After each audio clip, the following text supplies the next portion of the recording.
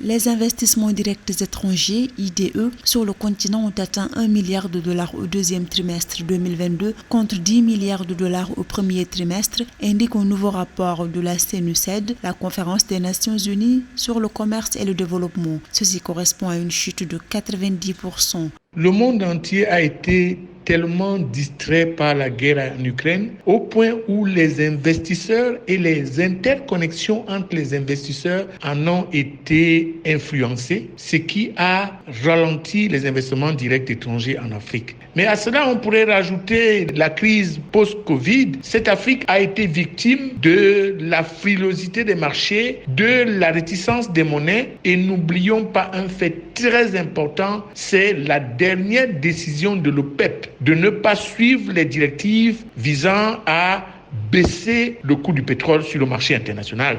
Les IDE sont une aubaine pour le continent africain. Toutefois, certains experts estiment que le continent doit commencer par ne plus se fier à ses capitaux, mais chercher à mobiliser plus de moyens internes à l'investissement.